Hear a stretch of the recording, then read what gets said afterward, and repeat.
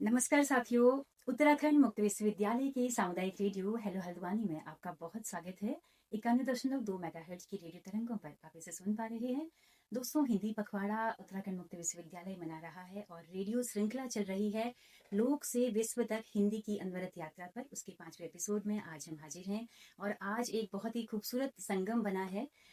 योजना नहीं थी, लेकिन अचानक से ऐसा संयोग बना है कि हमारे बीच एक एंथ्रोपोलॉजी की प्रोफेसर इस वक्त मौजूद हैं और हमारे विश्वविद्यालय के माननीय कुलपति प्रोफेसर नवीन चिल्लोनी जी तो इस श्रृंखला में आपके साथ हमेशा बने ही हुए हैं। तो आप दोनों से ही आज बात होगी कि जो अंतर सांस्कृतिक जो संबंध हैं हिंदी को बढ़ाने के लिए, उसमें भाषा और एंथ्रोपोलॉजी मिलकर किस तरह से काम कर सकती हैं।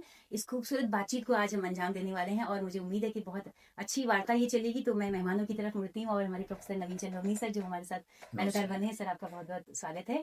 और मैम जो हैं वो लखनऊ में जय Narayan Mishra PG college university of Lucknow में प्रोफेसर हैं 2001 से। और आपका पीएचडी भी डिसेबिलिटीज पे आपका रहा है जी। और काफ़ी देशों में आपने लेक्चर्स दिए हैं, कैम्ब्रिज में और मैनचेस्टर में, भूटान में आप रही हैं। तो उनका लाभ भी, मुझे उनके अनुभव भी आज हम सुनने को मिलेंगे। तो सबसे पहले सर से शुरू करती हूँ। सर, भारतीय सांस्कृतिक संबंध परिषद का इतना बड़ा रोल है हिंदी को प्रचार प्रचार में, तो आप उसके विजिटिंग चेयर रहे हैं। 2 साल संघाई में आपने पढ़ाया है, स्विट्जरलैंड में आपने 6 महीने पढ़ाया है और 5 हिंदी विश्व हिंदी सम्मेलनों को आपने आप उसमें मजबूत उपस्थिति के साथ रहे हैं। तो कैसे आप देखते हैं आज हम एंथ्रोपोलॉजी और भाषा को क्या साथ हम ले जाके हिंदी को क्या विश्व पटल पर ले जा सकते हैं? बिल्कुल, बहुत अच्छी बात है क्योंकि भारत के साथ एक अच्छी बात इस दौर में ये हुई कि हमारे देश के नागरिक इस समय दुनिया में लगभग हर देश में हैं। जो भी दुनिया के महत्वपूर्ण देश हैं, वहाँ पर प्रवासी भारतीयों का निवास है। वो कई जगह तो आज राजनीतिक तौर पर, आर्थिक तौर पर एक बड़ी शक्ति के रूप में उभरे हैं। तो एक तरह से जो सांस्कृतिक अनुकूलन है, भाषाई अनुकूलन है, उसमें हमारा जो पूरा विकास यात्रा का एक नया सोपान बनेगा, वो इसी से बनेगा क्योंकि प्रवासियों ने दुनिया में जिस तरह से जगह बनाई, शुरुआत तो हमारी हुई थी Mauritius, Fiji, Suriname, Guyana, Trinidad, मजदूर की तरह ले जाए गए थे, गिरमिटिया कहे गए थे। वे सब लोग आज दुनिया में अलग अलग जगह पर राज कर रहे हैं। कभी हमारा व्यक्ति ब्रिटेन का प्रधानमंत्री बनता है, कभी हम उपराष्ट्रपति के तौर पर अमेरिका में उनको देखते हैं। इन 5 देशों में जिनका मैंने नाम लिया, वहाँ तो प्रमुख रूप में उपस्थित हैं ही हैं। इसके अलावा कनाडा में, अन्य देशों में, अब अरब दुनिया में हम लोग देख रहे हैं उनकी बड़ी उपस्थिति हो गई। ऑस्ट्रेलिया, अफ्रीका तक भी इस समय हमारे देश के लोग महत्वपूर्ण स्थितियों में हैं। तो एक बड़ा जो पक्ष है उसका कि सांस्कृतिक संबंध परिषद ने पिछले 50, 60, 70 वर्षों में लगातार अपने देश से अलग अलग विषयों के विशेषज्ञों को भेजा। उसमें हिंदी के लोग भी थे, दर्शन शास्त्र के थे, अर्थशास्त्र के थे, राजनीति विज्ञान के थे, संस्कृत के थे, अभी योग और दर्शन के कई लोग वहाँ जा रहे हैं। तो एक तरह से ये हम कोशिश कर रहे हैं कि भारतीयता का जो विशेष संदर्भ है, खासतौर से इसके बहाने हम भारतीय संस्कृति को लोगों तक पहुँचाते हैं। उसमें भारतीय सांस्कृतिक संबंध का बड़ा रोल है। और इस तरह से हम सब लोग जब इतनी दुनिया के अलग अलग संस्कृतियों से मिलते हैं, भाषाई परिवारों से मिलते हैं, समाजों से मिलते हैं, तो उनसे बहुत सारा सीखते हैं, बहुत सारा उनको सिखाते हैं। जी जी। तो मैम के पास आना चाहूँगी कि मैम, एंथ्रोपोलॉजी ही पूरा इस तरह के समुदायों का अध्ययन एक तरह से है, हमारी तमाम परंपराओं का, हेरिटेज का। तो आप कैसे देखती हैं कि हिंदी को विश्व पटल पर लाने के लिए एंथ्रोपोलॉजी का क्या योगदान हो सकता है? सबसे पहले तो मैं महासु को प्रणाम करूंगी जो कि हमारे लोक देवता हैं। और उसके बाद मैं आपको सबसे पहले इस बात की चर्चा करना चाहूंगी कि एंथ्रोपोलॉजी है क्या, क्योंकि बहुत लोग आज भी इससे अनभिज्ञ हैं। ये हिंदी में अगर हम इसको कहें तो ये नृविज्ञान या मानव विज्ञान है। और इसमें हम मानव की सांस्कृतिक, सामाजिक और भौगोलिक, जियोलॉजिकल, भूवैज्ञानिक और फिजिकल, बायोलॉजिकल, शारीरिक उद विकास का अध्ययन करते हैं। तो उद विकास कोई ऐसी प्रक्रिया नहीं है जो पहले हुई और आज नहीं हो रही है, वो कंटिन्यूअसली आज भी चल रही है। तो इसलिए हमें इन चीजों को ध्यान में रखते हुए हमारे लिए जनजातीय जो समुदाय हैं वो रिप्रेजेंट करते हैं हमारे अर्लीस्ट मैन को, प्रिमिटिव मैन को। और हम स्टडी करते हैं प्रिमिटिव्स को as well as till the modern era human beings. आज तक के मानव को हम विकास के स्टडी करते हैं, और उस ब्रांच ऑफ एंथ्रोपोलॉजी को हम कहते हैं डिजिटल एंथ्रोपोलॉजी, साइबर एंथ्रोपोलॉजी। इस पे कोर्सेज लॉन्च बहुत शीघ्र लखनऊ यूनिवर्सिटी में होने जा रहे हैं। दुनिया के अन्य देशों में ऑलरेडी बहुत समय से हार्वर्ड वगैरह में इसके ऊपर अध्ययन हो रहा है। और हमारी स्ट्रेंथ है फील्ड वर्क। फील्ड वर्क का मतलब है कि हम लोगों के बीच में जाते हैं सर, और तब वहां रहकर तब हम उनके ऊपर अध्ययन करते हैं। हम सेकेंडरी डेटा बेस्ड स्टडीज करते हैं, लेकिन only for the purpose of literature review. Otherwise हम हमेशा एम्पेरिकल स्टडीज करते हैं, मौलिक अध्ययन करते हैं। तो अगर इस प्रक्रिया को हम देखें, विषय के बैकग्राउंड को देखें, तो वहां पे अगर हम भाषाओं पे आए, तो भाषा जो है मनुष्य के संकेत से शुरू हुई थी, संकेतों से शुरू हुई थी। फिर उसने रॉक आर्ट बनाई, उससे जो है वो अपने भावों को व्यक्त करता था, और धीरे धीरे स्पीच डेवलप हुई, और डायलेक्ट जिसको कहते हैं, आज भी जो जनजातीय समाज है उसमें हमें केवल बोलियां मिलती हैं, डायलेक्ट्स मिलते हैं, वहां कोई स्क्रिप्ट नहीं है। लेकिन जहाँ पे मनुष्य ने हिस्ट्री में जो है सर, जब रिटन डॉक्यूमेंटेशन शुरू किया, तब उसको हमने भाषा की संज्ञा दी, तब वो फुल फ्लेजेड लैंग्वेज बनी, जब उसकी स्क्रिप्ट भी थी और उसकी बोली भी थी। तो हमारा बहुत इम्पोर्टेंट रोल हो सकता है। दुनिया भर के देशों में अलग अलग तरीके की भाषाएं बोली जाती हैं। भारत, इंडिया इटसेल्फ 729 ट्राइब्स हैं। तो आप इमेजिन कर सकती हैं कि हमारे मौखिक भाषाओं का कितना बड़ा स्रोत भारत में ही है। और मूल जो भाषाएं हैं वो हमारी पाली, संस्कृत, ये सब ही है। इसी से हम सब जो है इमर्ज हो रहे हैं, बढ़ रहे हैं आगे। तो we can play a very important role in cultural heritage management, in language heritage, इस तरीके की चीजों पे हम काम कर। तो अभी फिर आपके पास आती हूँ और सर से पूछना चाहूंगी, सर बार बार मित्र भाषाओं की बात करते हैं, तो सर कैसे हम हिंदी को विश्व पटल पर पहुंचाने के लिए अपनी मित्र भाषाओं का विकास किस तरह से करें, और आईसीसीआर उसके लिए क्या योगदान दे रहा है? इसको हम लोग इस तरह से समझें कि भारत एक बहुभाषिक देश है, तो जो बहुभाषिकता है हमारी ताकत की तरह हो सकती है किसी रूप में। बीच के दौर में मैंने कुछ पांडुलिपियों का अध्ययन किया, और भारत की जितनी भाषाएं उनकी लिपियों के अध्ययन में कुछ काम किया। तो हम लोग ये देखने की कोशिश कर रहे थे कि हमारी लिपियों के लिखने का तरीका एक दो भाषाओं को अगर छोड़ दें, उर्दू आदि को, तो ज़्यादातर भाषाओं का एक जैसा है। हमारी मात्राओं का, विराम चिन्हों का, हमारे शिरोरेखा लेखन का, बाकी चीज़ों का भी। तो एक तरह से अगर आप हिंदी पढ़ते हैं तो गुजराती आपको समझ में बहुत जल्दी आ जाएगी। अगर आप उच्चारण की दृष्टि से देखें तो दक्षिण भारत की जो कन्नड़ हैं, यहाँ तक कि मलयालम है, और बहुत ध्यान से देखें तो तमिल भाषाओं के भी शब्दावलियाँ आपको पता चलेगा कि उड़िया की, बंगला की, संस्कृत निष्ठता बहुत है वहाँ पर। तो एक तरह से हमारी जो जड़ें हैं वो एक क्रम से आती हैं। तो जिसे हम मित्र भाषाएं कहते हैं, वो इस रूप में कहते हैं कि इनका मूल एक है, और ये शुरुआत से एक थे, और इनमें कोई विकास की दृष्टि में हर एक शैली में, लेखन में विविधता आई और चीज़ें बदल गई। लेकिन दुनिया भर में जैसे हिंदी को ले जाने की बात है, तो ये सारी मित्र भाषाएं आज के दिन दुनिया में रहते हुए, बल्कि मैंने ये प्रयोग किया स्विट्जरलैंड और चीन में रहते हुए, मैं अधिकांश भारतीयों से, बल्कि मैं कहूँ 100% भारतीयों से मैं बात करता था हिंदी में। मुझे कोई ऐसा व्यक्ति मिला नहीं जिसको हिंदी समझ में नहीं आ रही थी। एक दो लोगों ने कहा कि I can't speak in Hindi, तो मैंने कहा आप समझ लें कि हाँ। तो मैंने कहा मैं हिंदी में बोलता हूँ, आप अंग्रेजी में बोलो, हम दोनों का काम चल जाएगा। ऐसे भी होता है। लेकिन मेरा आज का समझना यह है कि जितनी भारतीय भाषाएं हैं वो वास्तव में मित्र भाषाएं हैं। उनमें जो थोड़ा बहुत कभी कभार राजनीतिक सी बातें हो जाती हैं, तो उनको अगर हटा भी दें, तो आज के दिन जम्मू कश्मीर से कन्याकुमारी तक या गुजरात से लेके असम तक सारे क्षेत्रों में हिंदी भाषी पहुंचेगा तो बोलेगा, तो कम्युनिकेशन कर पाएगा और अपनी बात समझ पाएगा। तो एक आसानी है। इसका मैंने दुनिया में भी देखा कि दुनिया में रहने वाले तमाम तरह के भारतीय, और लगभग मैं जब संघाई में था तो मुझे लगभग भारत के हर कोने का भारतीय मिला। मुझे कभी ऐसा लगा नहीं कि कोई मुश्किल है। और जब हम कल्चरल बातों में भी करते थे, सांस्कृतिक बातों को, तो मुझे हमेशा लगा, जैसे भी मैम ने कहा, एंथ्रोपोलॉजी के हिस्से से नृविज्ञान का जो एक बड़ा शास्त्र है, वह मानव विकास की जो एक बड़ी बातचीत है, उसमें हम ये देख रहे हैं कि भाषा एक बड़ा औजार है। और धीरे धीरे हमने अपनी शैलियाँ विकसित की। आज के दिन हम वहां पर आ गए कि हम एक संकेत देते हैं और उसको दुनिया की किसी भी भाषा में समझ सकते हैं, अनुवाद हो जाएगा वो। और जितना ट्रांसलिट्रेशन इस समय हो रहा है, ट्रांसलेशन हो रहा है, जी उस सब ने भाषाओं के शास्त्र को बदल दिया है। और जितना टेक्नोलॉजी से भी होते जा रही है भाषाएं, उसमें अभी किसी दिन मुश्किल ही नहीं लगेगा कि अमेरिका का व्यक्ति रूस में जा रहा है और रूस का आदमी भारत आ रहा है, तमिलनाडु से आदमी उत्तर प्रदेश आ रहा है। किसी के लिए भाषा बैरियर नहीं है। जिसके लिए मुश्किल है उसके लिए अनुवाद की, ट्रांसलेशन की पूरी संभावना हमारे पास है। तो भाषा विकास का जो ये वाला दौर है, खासतौर से पिछले 10 वर्षों का, और मैं सोचता हूँ एआई आने के बाद जो और इसकी संभावनाएं हैं वर्ल्ड वाइड दुनिया में रहते हुए, बहुत आसान है। मैं जब स्विट्जरलैंड में था तो फ्रेंच में मुझे निर्देश आते थे कई बार विश्वविद्यालय के, तो तब हम लोग ये शुरुआत में समझ रहे थे। वो दौर थोड़ा प्रारंभिक था उस रूप में, 13-14-15 वर्ष पहले।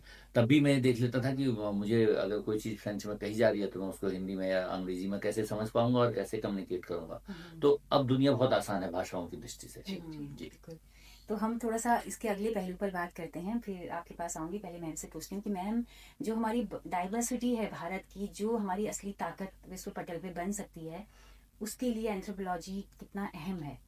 देखिए, हमने जितना भी फील्ड वर्क आज तक किया है वो उत्तर प्रदेश और उत्तराखंड उसी में से निकला 99-2000 में, तो उसी के ऊपर फोकस रहा है।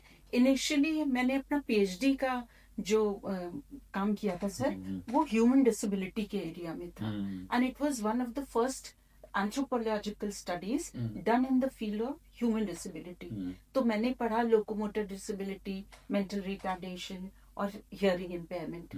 फिर धीरे धीरे, क्योंकि मेरी जौनसार में शादी हो गई, तो मेरा जौनसार में बहुत सारे लोक अध्ययन करने का मुझे मौका मिला। उसके अलावा हमने जो है माड़ा गांव में एथनो टूरिज्म के ऊपर, एथनो टूरिज्म का सर कॉन्सेप्ट आप फेमिलियर होंगे कि हम टूरिज्म को जोड़ते हैं कल्चर के साथ। हम केवल टूरिज्म की बात नहीं करते हैं, क्योंकि जब हम टूरिज्म की खाली बात करेंगे तो हम कह देंगे, हम जो है उसमें कई सारे नेगेटिव एस्पेक्ट्स भी जोड़ सकते हैं। लेकिन जब हम एथनो टूरिज्म कहेंगे तो वो संस्कृति से जुड़ा है, उत्तराखंड की संस्कृति का सम्मान होगा और उसका जो है पूरे विश्व में प्रचार होगा। तो इसलिए that paper was very important. That was the paper I presented in China. फिर उसके ऊपर उसके बाद हमने बहुत सारा काम किया कॉर्पोरेट एंथ्रोपोलॉजी में। कॉर्पोरेट एंथ्रोपोलॉजी मीन्स कि ये जो कल्चर बढ़ता चला जा रहा है, जिसमें दुनिया की मल्टीनेशनल और ट्रांसनेशनल कंपनीज इंडिया में आ रही हैं, तो कैसे ये ह्यूमन बिहेवियर को जो है इम्पैक्ट कर रही है। तो 3 साल तक सर हमने कॉलेज ऑफ इंजीनियरिंग रुड़की में इसके ऊपर अध्ययन किया कि कैसे ह्यूमन बिहेवियर इफेक्ट हो रहा है, human resource planning and development effect हो रहा है, काउंसलिंग इफेक्ट हो रही है। 12 में हमने वो ठोड़ा वाली मूवी बनाई थी। We realize that visual documentation is a very important aspect, और एक पूरी ब्रांच है एंथ्रोपोलॉजी की which deals with visual anthropology.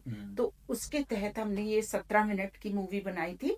ठोड़ा एक बहुत ही महत्वपूर्ण तरीके का खेल है, हालांकि अभी तक उसका जौनसार में भी प्रसार प्रचार उतना नहीं हुआ है जो कि जौनसार में खेला जाता है। फिर मैंने नंदा देवी राजात के ऊपर 34 मिनट की मूवी बनाई, और नौटी से सर कुलसारी वाण तक तो मैंने खुद यात्रा करी, उसके बियॉन्ड मैं नहीं जा पाई क्योंकि बिकॉज ऑफ हेल्थ रीजंस। लेकिन मेरी टीम पूरी होमकुंड तक गई और उसने उसके ऊपर विजुअल डॉक्यूमेंटेशन किया है 2014 में। फिर हम लोगों ने अल्मोड़ा दशहरा कवर किया है। Almora Dussehra I feel is one of the most typical Dussehras in the world, I can say. Himachal का बहुत फेमस है, मैसूर का बहुत फेमस है, लेकिन अल्मोड़ा का भी बहुत फेमस होना चाहिए। उससे अभी अपनी जो गरिमा है वो विश्व में फैली नहीं है, भारत में भी नहीं फैली है। फिर हमने सर काम किया यही फील्ड वर्क के माध्यम से जो है अभी लेटेस्ट हिल यात्रा के ऊपर कर रहे हैं, जो अब टीम मेरी 30 तारीख से कर रही है, लेकिन अब मैं हिल यात्रा के लिए जा रही हूँ पिथौरागढ़। हिल यात्रा सर पिथौरागढ़ जी, वो भी एक तरीके का मास डांस है। और सर रम्माड़ पे भी काम किया हुआ है। रम्माड़ इज इन सल्लूर डूंगरा चमोली, उसके ऊपर भी मूवी बनाई हुई है। उसके ऊपर पेपर भी मैंने वियतनाम में प्रेजेंट किया हुआ है। और उत्तर प्रदेश संस्कृति मंत्रालय की तरफ से काफी वर्षों तक पूरा हम लोगों ने एक प्रोजेक्ट, मेजर प्रोजेक्ट किया, जिसमें हम लोगों ने सर कल्चरल गैजेटियर्स तैयार किए। अभी तक जो ब्रिटिश टाइम के गैजेटियर्स आज भी चल रहे हैं, तो British gazetteers were made from administrative point of view, जिसमें एक वेस्टर्न आइडिया था सर। लेकिन ये जो कल्चरल गैजेटियर हमने बनाए हैं, हमने बनाया हरदोई का डॉक्टर नीतू सिंह, जो कि अभी दूसरे कॉलेज में कार्यरत है मानव शास्त्र में, उन्होंने बनाया प्रतापगढ़ पे। और नदीम हसनैन सर, वो भी बहुत सीनियर प्रोफेसर और विभागाध्यक्ष भी रहे हैं लखनऊ यूनिवर्सिटी के, उन्होंने बनाया लखनऊ के ऊपर, द अदर लखनऊ। तो इस तरीके के उस प्रोजेक्ट में काम हुए हैं। तो सर जैसे विविधता की बात हुई, हमारे उत्तराखंड का शिल्प है, यहाँ का तांबा है जी। यहाँ पे ऐसे नायक रहे हैं नैन सिंह जैसे, जिन्होंने पूरा सर्वे किया, जो सर्वेयर रहे ब्रिटिश सरकार के लिए। ऐसे नायकों को हम सर कितना आगे प्रमोट करें कि हम हिंदी के साथ उसको जोड़ पाए? अब ये एक अलग सा सवाल है, क्योंकि नायकों की भूमिकाएं अपने क्षेत्र में विशेष तौर पर थी। तो माना स्वतंत्रता संग्राम से जुड़े हुए लोग हैं, या अलग अलग राज्य आंदोलनों से जुड़े हुए लोग हैं, या फिर वो लोग हैं जो रियासतों के खिलाफ लड़ रहे थे हमारे यहाँ, उनकी भी एक बड़ी भूमिका है उत्तराखंड में। तो उन सब, पत्रकारिता का एक बड़ा हाँ, योगदान है। पत्रकारिता का भी। तो ये सारे लोग अलग अलग हिस्से में तो अंततः भाषा में कहीं ना कहीं कम्युनिकेशन कर ही रहे थे, अपनी लोगों को बातें समझाने के लिए, क्षेत्रीय भाषाओं में या फिर हिंदी में, जो भी उनका कम्युनिकेशन का तरीका रहा। तो एक तरह से उनके योगदान को हम लोग पहुंचाने के लिए भाषाओं में, अपनी कुमाऊनी में, गढ़वाली में, जौनसारी में, नेपाली में, तमाम बड़ी जो जो हमारी क्षेत्रीय बोली भाषाएं हैं, उन सब में ला सकते हैं इन चीज़ों को, ताकि उनकी बातें पहुंचें। जहाँ तक हिंदी की बात आपने की, तो मेरा मानना यह है कि इन सब के बारे में हिंदी में बताना, और हिंदी में जो कुछ बाकी लोगों का अवदान है इस तरह का, उनको एक तरह से जोड़ते हुए, ताकि हम ये दिखा सकें कि एक बड़े स्पान में, बड़े हिस्से में इनको हम किस रूप में समझ पाएंगे। जी सर, आप भाषा संस्थान के सदस्य भी हैं, तो क्या वो या संस्कृति मंत्रालय इस दिशा में कुछ उन्हें करना चाहिए? कर रहे हैं इधर वहाँ पर भाषा संस्थान उत्तराखंड से हम लोगों ने अलग अलग क्षेत्रों के जो विशिष्ट लोग हैं उनसे जोड़ने की कोशिश की, उनके विषय में जो डॉक्यूमेंटेशन होना है उस पर बातचीत की, शब्दावलियों पर बहुत सारा काम वहाँ पर पहले से हुआ उत्तराखंड की। इसके अलावा स्थान नामों पर वहाँ पर एक बड़ा प्रोजेक्ट हुआ, उसमें बहुत सारा काम हुआ है। तो एक तरह से भाषा संस्थान ने, बल्कि अभी भी हम लोग, शायद जल्दी ही अनाउंसमेंट भी होने वाला है कि अलग अलग क्षेत्रों में जो विशिष्ट लोग हैं उनको आजीवन पुरस्कार के तौर पर चयनित करके उनको जोड़ उसमें शामिल कर रहे हैं। इसी शायद हिंदी दिवस के आसपास ये कार्यक्रम होंगे। तो एक तरह से जो भी महत्वपूर्ण लोग हैं, जो हिंदी में, लोक बोली में, क्षेत्रीय भाषाओं में, और यहाँ की जैसे उर्दू है, पंजाबी है, उन बोली भाषाओं में भी जो लोग काम कर रहे हैं उनको भी जोड़ने की बात है।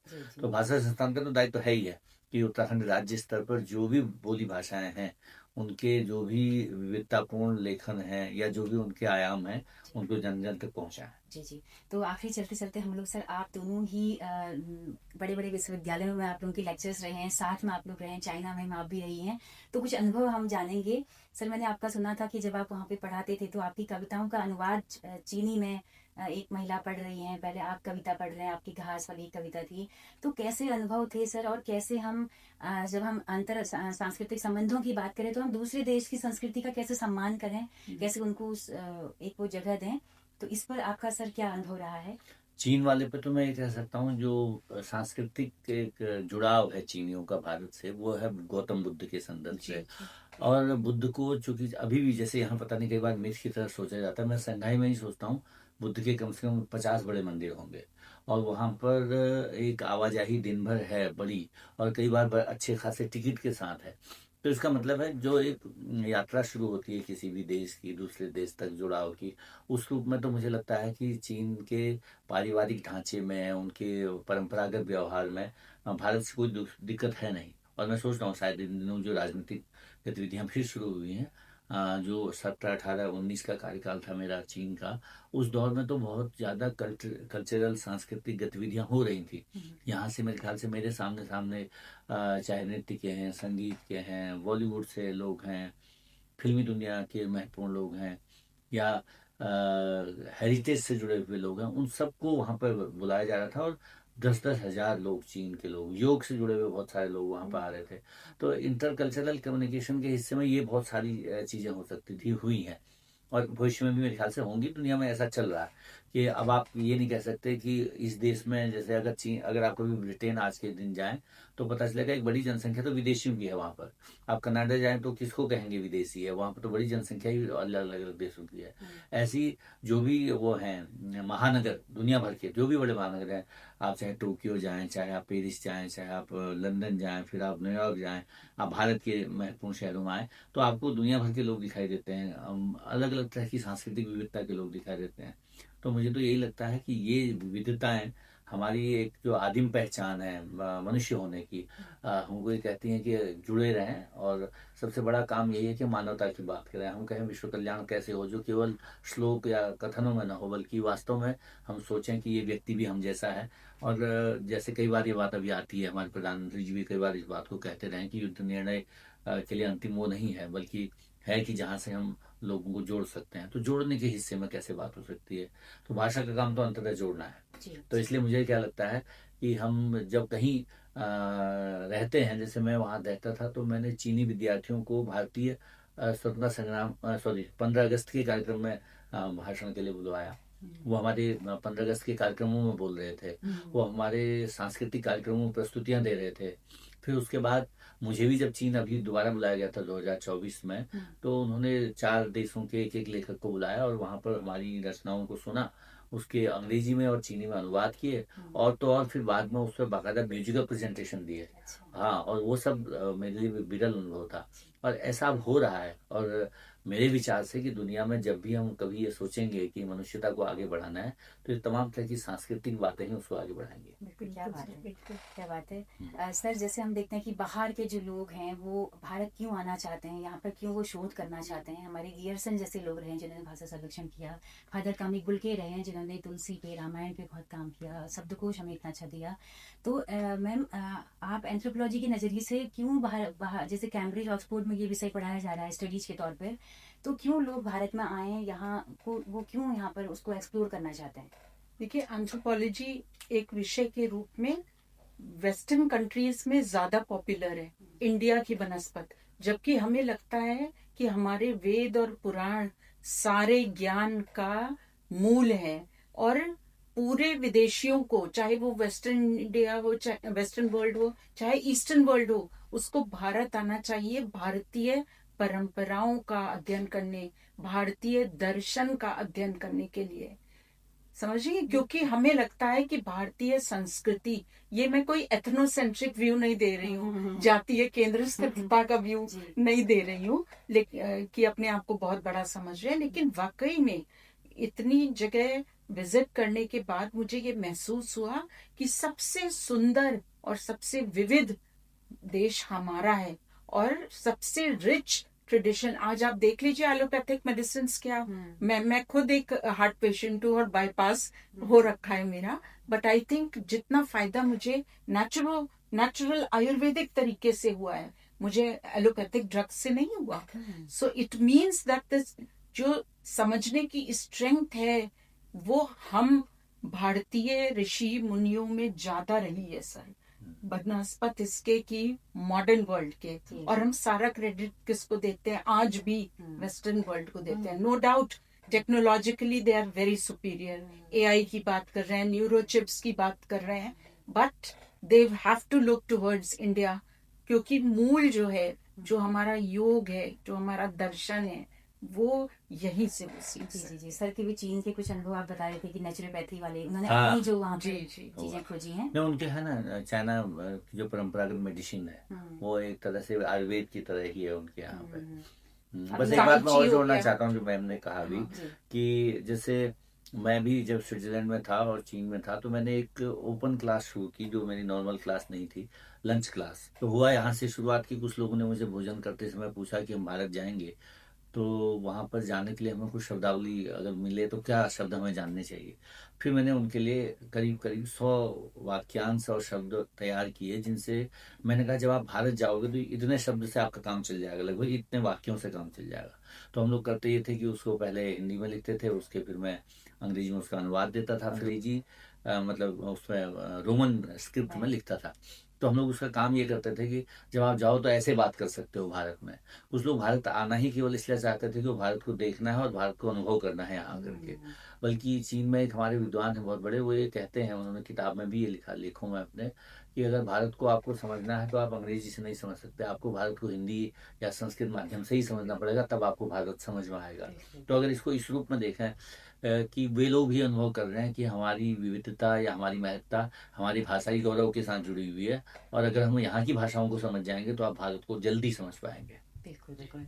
मैम जैसे आपने कहा कि भारत की बात की, लेकिन इस यहाँ का जो ट्राइब है बहुत बड़ी जी, तादाद में, जी। तो एंथ्रोपोलॉजी लोग उनमें भी बहुत रुचि लेते हैं कि उनको हम उन पर काम करें। असल में अगर हमें आदिम अवस्था को समझना है मानव की, तो ट्राइब्स का अध्ययन बहुत महत्वपूर्ण है। और ट्राइब्स को हम क्यों पढ़ें? आप देखिए, आज आप जितने भी क्राइटेरिया है ट्राइब्स के, अगर आप ट्राइबल एरिया में उनको लेकर जाएंगे, आपको लगेगा कि ये तो क्राइटेरिया आज की तारीख में स्टैंड ही नहीं कर, सही होते ही नहीं है, क्योंकि वहाँ डेवलपमेंट हुआ है, एजुकेशन हुआ है, औरतें भी आगे आई हैं, खेती में भी काफी उन्होंने परिवर्तन किया। हालांकि एक चीज जो हमें लगी कि यूज ऑफ केमिकल फर्टिलाइजर्स, वो बहुत हमारी स्ट्रेंथ ऑर्गेनिक एग्रीकल्चर की रही है, तो वो प्रोडक्शन बढ़ाने के लिए जो कंज्यूमरिज्म जो बढ़ा है दुनिया में, उसकी वजह से वो हो रहा है पहाड़ पे।